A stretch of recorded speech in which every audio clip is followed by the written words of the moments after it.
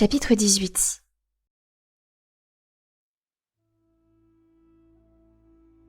Léo descendit rapidement l'allée centrale avec le vieil homme pour rejoindre les autres.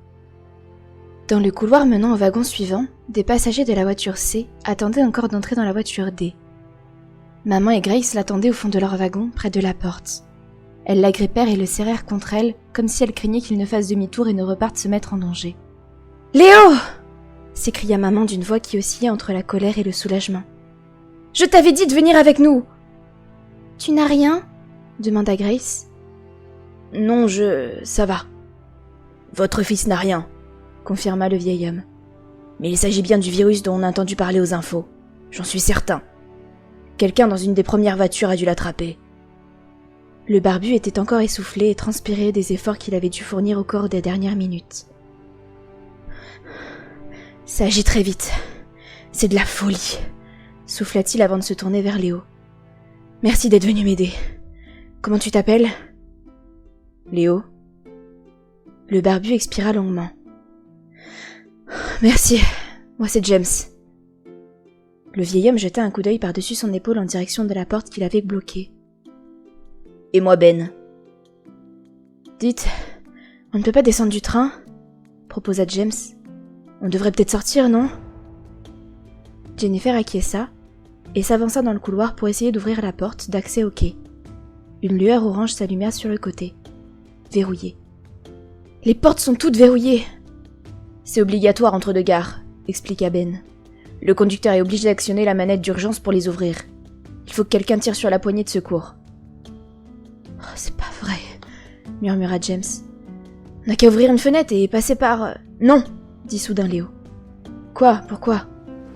Papa a dit que le virus était dans l'air, que c'est comme des flocons de neige ou je ne sais pas quoi, que ça flotte dans l'air. » Il désigna la fenêtre. Il faisait nuit noire. Pas la moindre lueur en vue. « Il est là, dehors. »« Et il est aussi dedans !» fit remarquer James en pointant du doigt la porte du wagon derrière eux.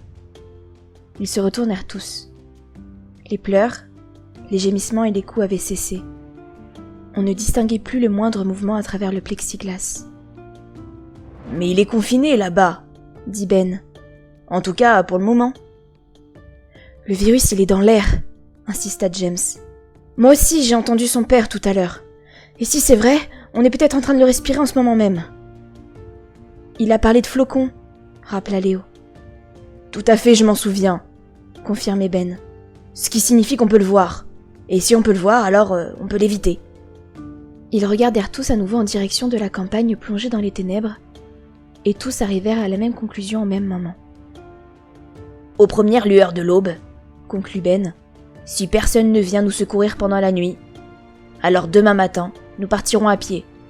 Qu'est-ce que vous en pensez ? » « Ça me paraît sensé, » dit James. « Mais on ne sait pas comment ça se transmet, » intervient Jennifer qui serrait Grace contre elle. « C'est peut-être par le toucher ?» Ben passa une main dans ses cheveux gris clairsemés. « C'est une possibilité, » convient-il avant de se tourner vers James et Léo. « L'homme avec le tatouage, est-ce qu'il vous a touché ?» Léo secoua la tête. Ben regarda James. « Et vous ?»«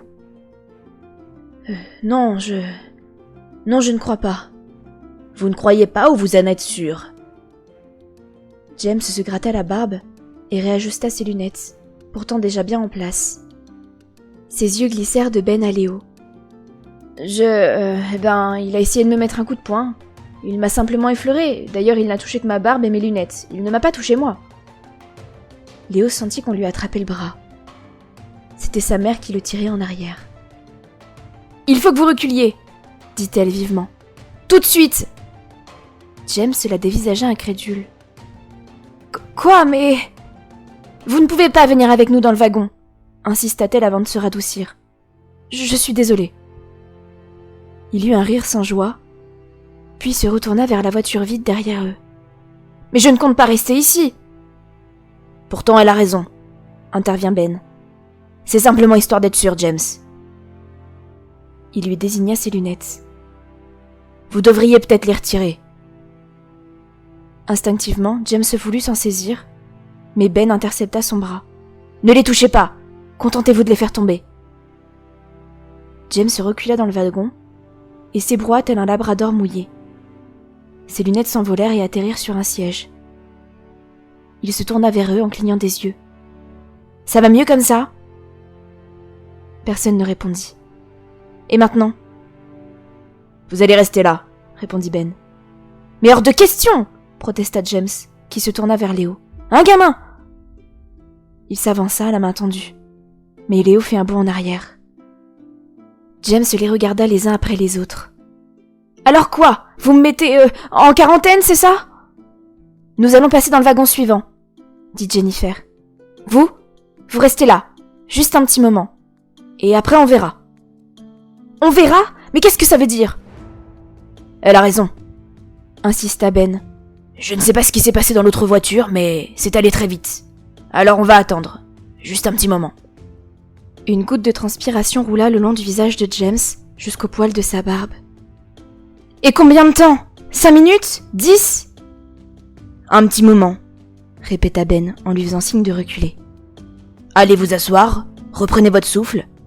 Je vais accompagner la dame et ses enfants dans la voiture suivante et je reviens, d'accord ?» James parut blessé. « Mais enfin, bon sang, c'est moi qui vous ai tous sauvés, c'est moi qui ai eu l'idée de bloquer la porte !»« Je sais, » répondit Ben. « Nous aurions fini tous comme ces malheureux sans vous, et nous vous en sommes reconnaissants, vous avez agi très vite. » Il lui sourit. « Restez tranquille, je reviens dans 1 minute. »« On ne vous abandonne pas, » reprit Jennifer. « C'est juste... »« Oui, c'est bon, j'ai compris. » L'interrompit James. « C'est juste une précaution. » « C'est bon, d'accord. » Il jeta un coup d'œil derrière lui. Le wagon était complètement silencieux désormais. La porte était toujours maintenue en place par la cravate de Ben. James s'essuya les yeux d'un revers de main et se laissa tomber dans un siège.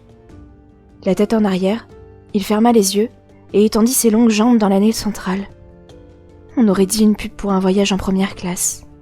« C'est bien, James, mettez-vous à l'aise. » l'encouragea Ben avec un petit sourire. Les 4 autres reculèrent dans le couloir, jusqu'à ce que le capteur décide qu'il n'y ait plus personne et que le mécanisme de la porte s'actionne. En l'entendant s'entrechoquer avec la paroi, James sursauta et ouvrit les yeux. Mais il se détendit quand il comprit qu'elle s'était refermée toute seule. « Nous devrions peut-être accrocher cette porte aussi, » dit Jennifer d'une voix à peine audible. Elle s'adressait à Ben, qui acquiesça puis elle se tourna vers Léo. « Tu as une ceinture ou quelque chose du genre ?»« Non. »« Moi si, » dit Ben. Il défit et retira sa longue ceinture de cuir. Il regarda par la vitre de la porte et s'aperçut que James les observait. « Je sais ce que vous êtes en train de faire !» dit-il assez fort pour qu'il l'entende. « Allez-y, puisque vous avez déjà décidé !» Ben lui adressa un signe de tête à travers le plexiglas. « Ça ne durera pas plus d'1 heure ou 2, d'accord ? Juste histoire... d'être sûr, je sais !» Ben fit passer sa ceinture dans la poignée de la porte, puis derrière la barre horizontale d'un compartiment à bagages. « Bientôt je vais ne plus rien avoir sur le dos, » plaisanta-t-il. Léo regarda James derrière la vitre. Ce dernier lui sourit. « T'en fais pas, gamin, on se retrouve bientôt !» Le vieil homme attacha sa ceinture et tira dessus pour approuver sa résistance. « Ça ira. »« Bien, » dit Jennifer. « Maintenant j'éloigne mes enfants. » Elle poussa Grace et Léo devant elle et s'apprêta à les suivre quand elle se rendit compte que Ben ne bougeait pas. « Vous venez ? » « Je vais garder un œil sur notre jeune ami, enfin pour le moment. »« Vous devriez venir avec nous. Vous allez devoir expliquer aux passagers du wagon comment ça s'est passé. »« Je suis sûre qu'ils savent déjà. » Grace tira sur le bras de sa mère. « Allez, maman !» Léo jeta un dernier regard à James par la vitre. Il s'était redressé et il avait attrapé un exemplaire de Métro abandonné sur un siège, qu'il feuilletait l'air faussement détendu. « Est-ce que vous pensez qu'il l'a attrapé ?»« Ah, mon garçon !» soupira James. « S'il est aussi simple que ça de l'attraper, alors que Dieu nous vienne en aide. » Léo se retourna et suivit sa mère et sa sœur dans le couloir. Ils passèrent devant les toilettes, et lorsqu'il atteignit la porte du wagon suivant, Elle s'ouvrit dans un chuintement. Soudain, ils entendirent un concert de voix dissonantes. Quand ils entrèrent, tout le monde se tut. La femme noire aux longs ongles turquoise profita du silence pour faire une annonce à la cantonade. « Écoutez-moi, vous tous !» commenta-t-elle d'une voix forte qui portait jusqu'au bout de la voiture. « Le virus africain est arrivé en Angleterre. Il est ici, c'est officiel. La BBC l'a transmis sur son site. » Elle leva son téléphone pour que les autres passagers le voient, et il n'y eut plus un bruit. « Leur article dit qu'on doit tous rester à l'intérieur, » continua-t-elle avant de se tourner vers Jennifer. « Exactement comme l'a dit votre mari. Il y a des sortes de flocons empoisonnés qui tombent dans l'air. S'ils vous touchent, vous attrapez le virus. »« Et si quelqu'un l'a attrapé vous touche, vous aussi vous l'avez » ajouta un autre. « Oui, voilà, c'est ça, » confirma la jeune femme. « Est-ce que la porte qui mène à la voiture B est toujours fermée ?»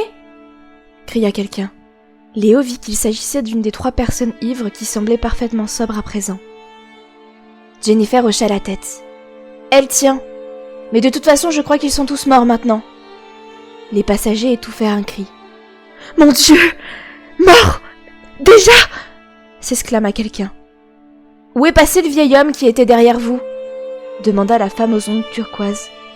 « Il surveille James, » répondit Léo. « Le type qui a bloqué la porte. » La femme ouvrit de grands yeux effrayés. « Il ne l'a pas attrapé, hein? Est-ce qu'il est infecté ?» compléta Jennifer. « Nous n'en savons rien pour l'instant. Il pense qu'il a été touché par un autre. Mais tout va bien. Nous l'avons confiné dans la voiture C. » Des clameurs s'élevèrent à nouveau. La panique enflait et menaçait de s'emparer de la foule. La femme noire, qui possédait apparemment la voix la plus puissante du wagon, leva la main. « Taisez-vous, silence! J'ai dit silence !» Cela suffit à les faire taire. Elle se tourna vers Jennifer. « Bon, qu'est-ce qu'on fait maintenant, ma belle ?» Léo regarda sa mère. Ils veulent qu'elle prenne les décisions. L'espace d'un instant, il crut que sa mère allait flancher sous une telle pression, qu'elle renverrait la question à la femme, et qu'elle lui dirait qu'elle n'avait qu'à jouer les leaders si elle en avait envie, elle ou qui que ce soit d'autre. Jennifer s'éclaircit la gorge. « Nous allons rester là. Il faut fermer toutes les fenêtres et attendre. » « Attendre quoi ?» Elle regarda le noir d'encre de la nuit de dehors.